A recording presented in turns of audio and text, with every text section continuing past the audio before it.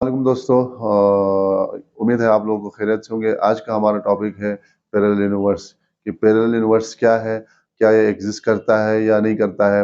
और लास्ट में हम मुख्तलिफ स्कूल ऑफ थॉट को देखेंगे कि इसके बारे में, पैरेलल यूनिवर्स के बारे में उन लोगों का क्या कहना है। तो अजीज दोस्तों, जो पैरेलल यूनिवर्स का जो कंसेप्ट है, आज से हजार साल या सदियों पहले जो है एंशंट यानी कदीम यूनानी दौर में उनका एक कंसेप्ट था कि एटम की कोलिजन की वजह से और भी यूनिवर्स बने हैं, यानी जिसको बाद में मल्टी मल्टी यूनिवर्स का नाम या मल्टाई यूनिवर्स या पैरेलल यूनिवर्स या बबल यूनिवर्स का नाम दिया जाता है।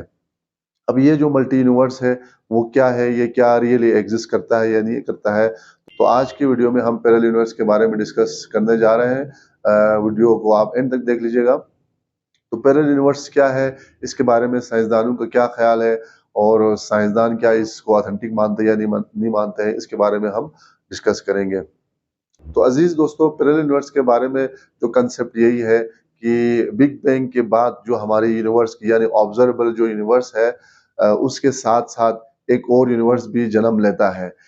अब ये जो यूनिवर्स है, चूंकि बिग बिग बैंग के बाद जो यूनिवर्स है, मैटर है और एनर्जी है, गैलेक्सीज है, वो एक दूसरे से बहुत ज्यादा दूर होते जा रहे हैं। तो ये जो कुछ लोगों का, कुछ साइंसदानों का मानना ये है कि ये जो हमारा ऑब्जर्वेबल यूनिवर्स है या बिग बैंग हम जिसे कहते हैं, ये बेसिकली एक और मल्टी यूनिवर्स की बर्थ है, यानी इससे पहले भी यूनिवर्सेस मौजूद थे। एक कंसेप्ट ये है। दूसरा कंसेप्ट ये है कि बिग बैंग के बाद बहुत सारे यूनिवर्सेस बने हैं। अब ये जो यूनिवर्सेस है वो एक दूसरे से दूर होते जा रहे हैं। अब जिसकी वजह से जो हमारे पास इंफॉर्मेशन इतनी नहीं है कि हम उन यूनिवर्स तक एक्सेस कर सके, या दूसरे अल्फाज में यूं कहूँ कि जो दूसरे यूनिवर्सेस मौजूद है, पैरेलल यूनिवर्स जिसको मल्टी यूनिवर्स भी कहा जाता है, तो वो हमसे इतने दूर है या हमारी यूनिवर्स उनसे इतना दूर है कि उनका जो ग्रेविटेशनल जो फील्ड, ग्रेविटेशनल जो पुल है, वो भी एक दूसरे के ऊपर इफेक्ट नहीं कर रहे होते हैं। तो इस वजह से, चूंकि ये टाइम के साथ साथ यूनिवर्सेस दूर होते जा रहे हैं, तो इस वजह से हमें मल्टी यूनिवर्स के बारे में हमारे पास इंफॉर्मेशन नहीं आ रही है। तो कुछ साइंसदानों का ये ख्याल है कि मल्टी यूनिवर्स एग्जिस्ट करता है और उन यूनिवर्सेस तक हमारी एक्सेस इस वजह से नहीं है क्योंकि जो बिग बैंग के फौरन बाद जो मैटर या एनर्जी का जो एक्सप्लोजन हुआ, उसके फौरन बाद जो यूनिवर्स है, गैलेक्सीज है और स्टार्स है, वो एक दूसरे से बहुत तेजी के साथ दूर होते जा रहे हैं। तो जो दूसरे यूनिवर्सेस भी बने थे, तो उनसे हमारा जो डिस्टेंस है वो दिन ब दिन बढ़ता जा रहा है, जिसकी वजह से हम मल्टी यूनिवर्स तक हमारी एक्सेस अभी मौजूद नहीं है। लेकिन कुछ साइंसदान इन चीजों को नहीं मानते, कि वो कहते हैं कि ये जो मल्टी यूनिवर्स का कंसेप्ट है ये सही नहीं है। तो हम इस चीजों को, मल्टी यूनिवर्स को हम, मल्टी यूनिवर्स में क्या है कि जैसे अभी हमारा जो ऑब्जर्वेबल यूनिवर्स है, इसमें साइंस के तमाम लॉज हम स्टडी करते हैं, उसको अप्लाई करते हैं, या मसलन फिजिक्स के लॉज जो है यहाँ पे एप्लीकेबल है, जो हमारे ऑब्जर्वेबल यूनिवर्सेस है, मैटर के बारे में, एनर्जी के बारे में, इलेक्ट्रॉन के बारे में, क्वांटम मैकेनिक्स के बारे में, जो हमारी एक अपनी एक लॉज या थ्योरीज हमारे बने हुए हैं। तो कुछ साइंसदानों का ये कहना है कि अगर हम मल्टी यूनिवर्स में पहुंच भी जाते हैं, तो वहां पे हमारी जो एग्जिस्टेंस है वो मुश्किल होगी, क्योंकि वहां पे हो सकता है कि जो मैटर की फॉर्मेशन है या फिजिक्स के लॉज है, वो बिल्कुल ही डिफरेंट हो। तो इस तरह कुछ साइंसदानों का मानना है। अब आते हैं कि लास्ट में हम डिस्कस करते हैं कि ये जो मल्टी यूनिवर्स का जो कंसेप्ट है, वो उसके बारे में स्कूल ऑफ थॉट क्या कहते हैं। तो जो सबसे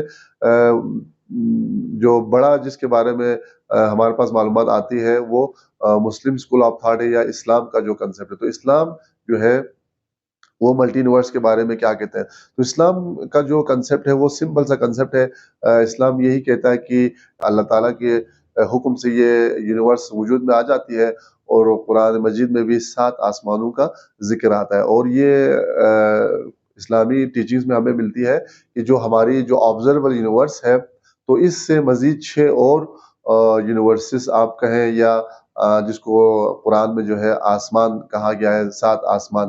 तो ये जो हमारी यूनिवर्स है वो उन सारे यूनिवर्सेस के या आसमानों के अंदर एग्जिस्ट कर रहा होता है। तो इस सेंस में हम उन यूनिवर्सेस को एक तरह से मल्टी यूनिवर्स हम कह सकते हैं। लेकिन हम एग्ज़ैक्टली अभी तक हमारे पास ये मालूमात नहीं है कि जो हम 7 आसमानों की बात करते हैं, जिसको अगर हम मल्टीवर्स से अगर तशबीह दें, तो उस सूरत में क्या यही जो हमारा बेसिक जो इस यूनिवर्स में जो लॉज़ हैं या साइंस के या फिज़िक्स के जो लॉज़ हैं, वो क्या दूसरे जो आसमान है या दूसरे यूनिवर्स में भी क्या ये मौजूद होंगे?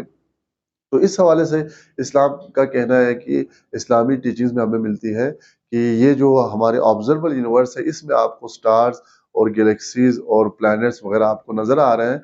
लेकिन इस यूनिवर्स के बाहर आप जाएँगे, यानी जिसको सबअ समावात कहा गया है, तो उससे जब मतलब इस यूनिवर्स से आप दूसरे यूनिवर्सेस की तरफ अब अगर आप चले जाते हैं, तो उस सूरत में ये जो एक कांसेप्ट इधर ये आ जाता है कि जो फिज़िक्स के लॉज़ है, वो वहाँ पे एप्लीकेबल नहीं है। तो ये कुछ इस्लामिक पॉइंट ऑफ व्यू से भी हमें मल्टीवर्स के बारे में थोड़ी-सी हमें मालूमात मिल जाती है कि जिससे ये थोड़ा-सा मल्टीवर्स को जो है ना इस्लाम भी सपोर्ट कर रहा होता है कि ये जो हमारा यूनिवर्स है, इसके अलावा भी और भी यूनिवर्सेस मौजूद हैं, लेकिन उन यूनिवर्स तक हमारी एक्सेस नहीं है और वहाँ पे जो हमारे बेसिक साइंस के लॉज़ या फिज़िक्स के लॉज़ है वो फ़ेल हो सकते हैं। तो इसके बारे पे फिर मज़ीद आने वाले दिनों में या साइंस टेक्नोलॉजी में तरक्की जो होता रहेगा, उसके साथ-साथ हमारे पास इन्फॉर्मेशन आती जाएगी। तो आज के लिए इतना ही।